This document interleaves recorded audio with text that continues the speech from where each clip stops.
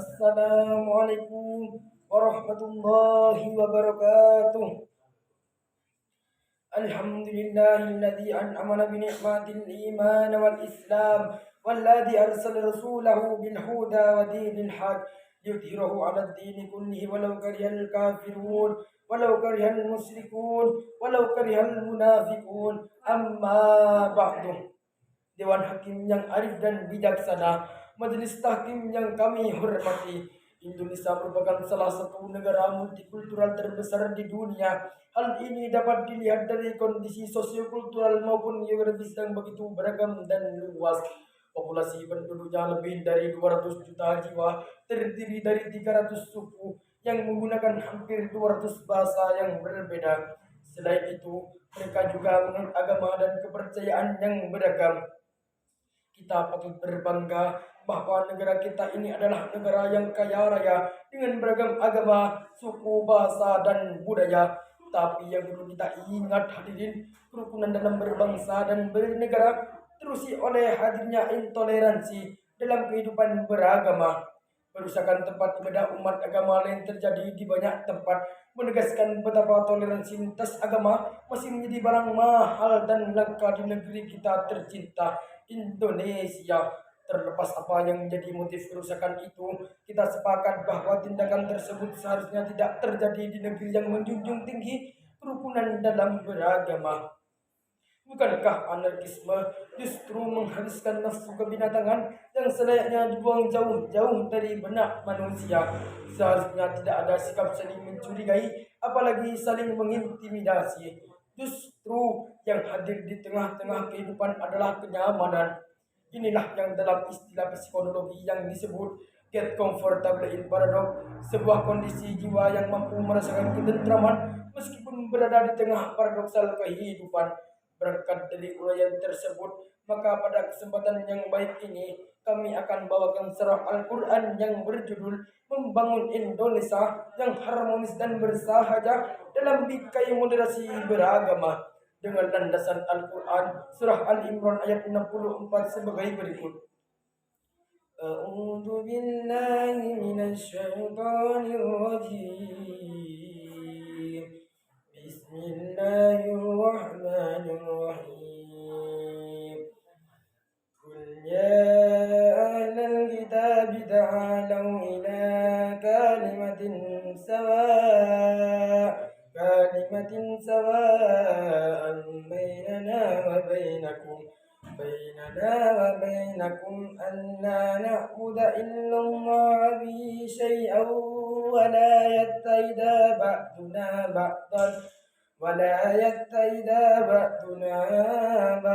arbaban min dunillah fa in tawallaw faqulu ashhadu bi anna muslimun. Yang artinya, katakanlah hai ahli kitab, marilah berpegang kepada suatu kalimat ketetapan yang tidak ada perselisihan antara kami dan kamu, dan tidak kita sembah kecuali Allah, dan tidak kita persekutukan dengan apapun, dan tidak pula kita menjadikan sebagian yang lain sebagai Tuhan selain Allah. Jika mereka berpaling, maka katakanlah kepada mereka, saksikanlah kami adalah orang-orang yang berserah diri kepada Allah. Syekh Dr. Muhammad Sulaiman Al-Asqur menjelaskan bahwa pada lafaz ta'alu ila kalimatin sawa, yang artinya marilah berpegang kepada suatu kalimat ketetapan yang tidak ada perselisihan antara kami dan kamu.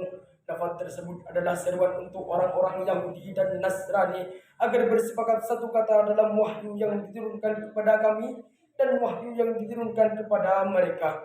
Ayat ini menekankan kesatuan antara umat muslim dan non-muslim dalam keyakinan dasar bahwa mereka hanya menyembah Allah semata tanpa menyekutukannya dengan apapun. Ini menekankan esensi untuk menciptakan kesamaan dasar dalam keyakinan yang mengarah pada toleransi lintas agama guna menciptakan keharmonisan antara umat beragama di Indonesia. Menyadari persamaan dasar dalam kepercayaan kepada satu Tuhan tanpa menyekutukannya dengan apapun menjadi dasar yang memungkinkan untuk kerjasama yang harmonis di tengah perbedaan keyakinan agama.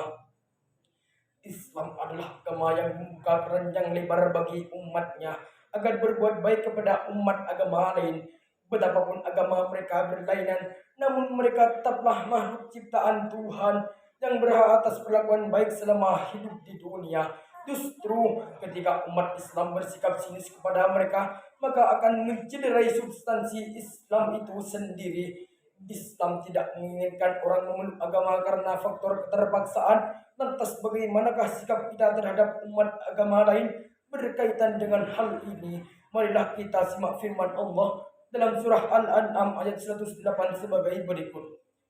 A'udzu billahi minasy syaithanir rajim. Bismillahirrahmanirrahim. ولا تسبوا الذين يدعون من دون الله فيسبوا الله عدوا بغير علم كذلك زينا لكل أمة عملهم ثم إلى ربهم مرجعهم فينبئهم بما كانوا يعملون.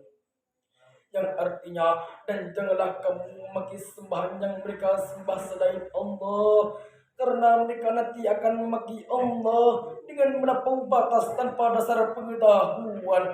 Demikian kami menjadikan setiap umat menganggap baik pekerjaan mereka, kemudian kepada Tuhan tempat kembali mereka, lalu Dia akan memberitahukan kepada mereka apa yang telah mereka kerjakan.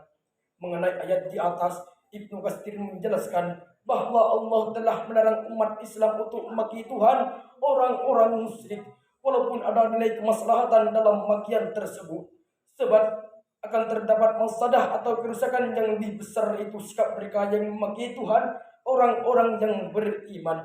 Dengan adanya larangan tersebut, sikap saling menghargai antar pemeluk agama seharusnya ditampilkan dalam kehidupan berbangsa dan bernegara. Hadirin rahimakumullah, pentingnya membangun bangsa yang harmonis seharusnya menjadi kesadaran seluruh elemen bangsa. Hal ini baru dapat diwujudkan ketika seluruh elemen bangsa dapat berjabat erat, bersatu padu, bergandengan tangan mewujudkan dalam kehidupan berbangsa dan bernegara. Sekat agama yang seringkali dijadikan pembatas ekstrim hendaknya dihindarkan untuk mencapai kesatuan dan persatuan. Harmonis adalah arti hadirnya kerukunan di tengah keberagaman, bersahaja dalam pengertian, berpegang teguh terhadap moralitas, dan patut menjadi teladan bagi bangsa lain. Seutas benang merah yang dapat kami petik dari syarah Al-Quran di atas adalah, di tengah kehidupan bangsa yang plural, toleransi menjadi pijakan utama untuk merajuk persatuan dan kesatuan. Ketika toleransi hilang dari tengah-tengah kehidupan, maka yang akan terjadi adalah sikap saling mencurigai yang berimbas pada ketidaknyamanan kehidupan berbangsa dan bernegara. Selanjutnya, jika toleransi lintas agama dapat terjalin impian untuk hidup di tengah kehidupan berbangsa dan bernegara, insya Allah akan segera terwujudkan, sehingga bangsa kita, bangsa Indonesia, akan menjadi bangsa yang baldatun thayyibatun wa rabbun ghafur. Amin ya rabbal alamin. Wassalamualaikum warahmatullahi wabarakatuh.